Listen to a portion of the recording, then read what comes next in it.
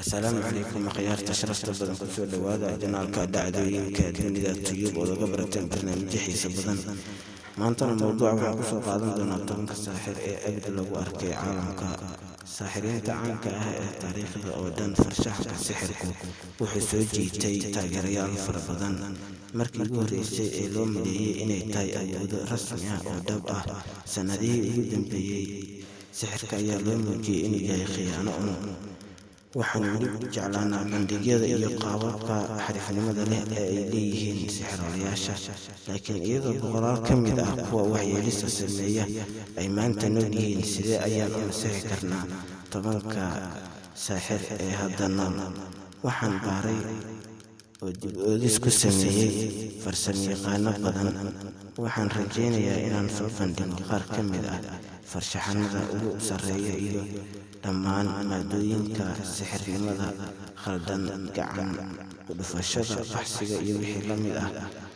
Waa sida uu sheegayo qoraaga barnaamijkan. Marka soo saarista xirfadaha halyeeyada iyo laga yaabaa inay ku soo baxdo inay jirto eexasho shakhsiyeed. Halkan waxaan ku xusaynaa maanta tobanka ugu sarreeya saaxiriinta caalamka ee abid lagu arkay. Waxaynu ka soo bilaabi doonaa nambarka 10aad inagoo ku keenayna nambarka 1aad ee ugu hooseeya. Haddaba waxaan kaa codsanayaa janaalka haddaad ku cusub tahay inaad subscribe saarto, like, gambaleelkana aad furato si muuqaalada xiga ay kugu soo dhacaan. Nambarka 10aad waa Val Valentino, magician.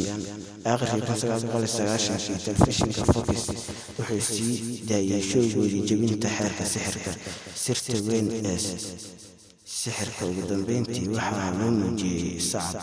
Barnaamijkiisu wuxuu adeegsaday tirakoob qarsoon ee maaskool ah si uu u muujiyo darasaynta tabahaas. Si kastaba ha noqotee, Valentino wuxuu ku faanayaa in fahmitaanka khiyaanada aysan yaraynin xiisahan aqoonina uu fara badan yahay. Valentino wuxuu sharaxay in kashifaadaha khiyaanada tuugga ah ay sidoo kale waddada u xaarayso saaxiriinta si ay u soo saaraan una horumariyaan sixirka. Inkasta oo uu had iyo jeer ku deeqo dharkiisa cabsida leh ee loo yaqaan dharka madow, xitaa marka la muujiyo muuqaalkiisa weyn, haddana yaan laydin khiyaamayn. Majesty Masked wuxuu leeyahay qalbi weyn. Nambarka 9aad waa James Randi. Isagu ma ahan dambiile-doore, laakiin James Randi sannadihii badnaa uu ka soo shaqeeyey waxay siisay aqoon gaar ah oo ku saabsan saaxirka adduunka. Laga bilaabo markii uu ahaa jilaaga masraxa, Randi wuxuu ku takhasusay baxsadka. Xitaa wuxuu doorbidaa qaar ka mid ah rikoodhada Houdini ee waqtiyada baxsiga ama muddooyinka, laakiin wuxuu sii hoosaysiinayaa inuu lahaa faa'iidada dhalinyarada. Nambarka 8aad waa David Blaine, sixroole caan ah. Inkasta oo uu da'yar yahay, David Blaine dhegaystayaasha cajiibka ah ee leh diiwaanada adduunka ee kala duwan iyo hoos u dhacyada halista ah. Wixii ka dambeeyey qaab khiyaano leh oo kala qaadasho leh ayaa waxaa lagu aasay isagoo beegyo ka buuxa ah oo uu ku xidhmay xabsi baraf ah ku dhowaad muddo 3 maalmood ah, waxaana laga qabtay rasaas ay ka soo rideen 22 qori oo ilkihiisa ku dhex jirtay. Nambarka 7aad waa Lance Burton.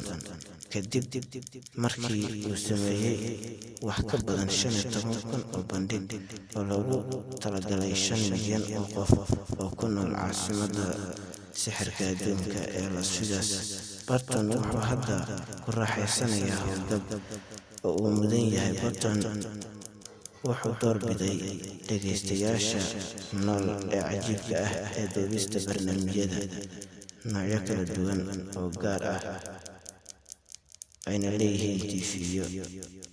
Waxaa xitaa ka sii badan, wuxuu 2 jeer u codeeyey Majesty of the Year oo uu ku soo qaatay akaademiyadda farshaxanka, wuxuuna ahaa qofkii ugu da'da yaraa ee abid ku guuleysta abaalmarinta weyn ee tartanka caalamiga ah ee loo yaqaano Federation Internationale d'Associations Magiques oo loo soo gaabiyo FISM.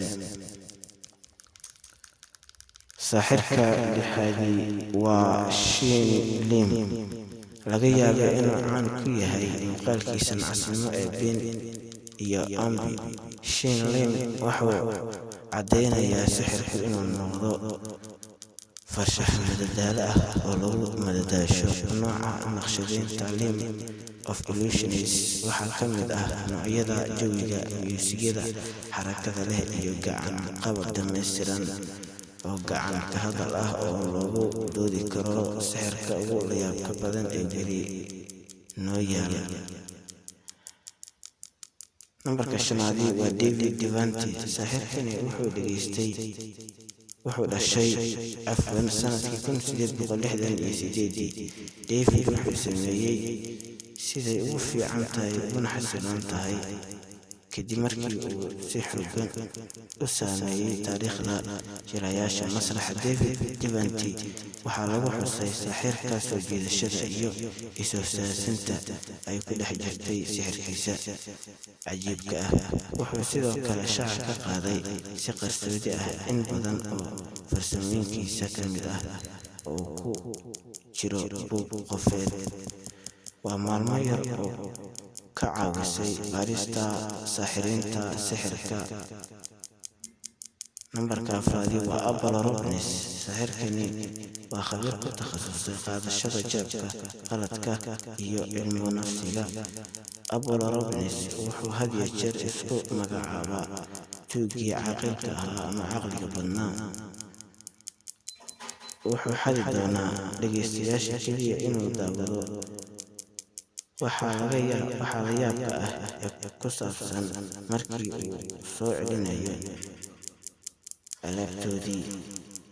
xaqiiqadii wuxuu markii hore helay aqoon isweydaarsi kadib markii uu soo duubay waxyaabo badan oo ay ka mid tahay markii wakiilkii adeega sirhaynta madaxweynihii hore ee Jimmy Carter dabcan dib ugu soo celiyey, isagoo ku dhiirigeliyey hay-adaha sharci fulinta inay la soo xiriiraan. nambarka saddexaad waa David Copperfield. saaxirkani wuxuu hubaal u muuqdaa inuu soo jiito dad badan oo Davidas Copperfield si dhaqso leh ayuu ku noqday saaxirka ugu guulaha badan caalamka. nambarka labaad waa Ben Slati iyo Raymond Taylor. labadan saaxir waxay ku dhowaad wada shaqaynayeen sanado badan.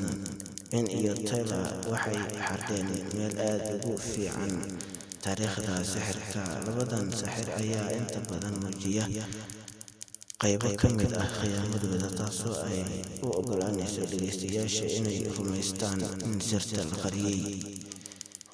saaxirka mucjisada badan ee ugu dambeeya barnaamijka koowaadi waa Harry Houdini.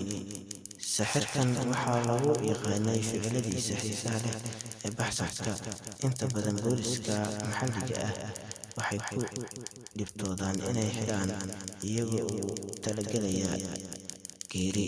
Houdini wuxuu dhegta u tuuri doonaa shaki maadaama uu aamusnaado dhegeystayaasha keliya si uu u muujiyo naftiisa. kadib dhowr jeer oo barnaamijkaas lagu arkay. halkan waxaa inoogu barnaamijkan uga hadlaynaysay saaxiriinta caalamka ee mucjisada ahaa. fadlan janalka dadku cusub tahay subscribe, like, aad iyo aad mahadsantihiin. asalaamu calaykum waraxmatullaahi tacaala wabarakaatuh.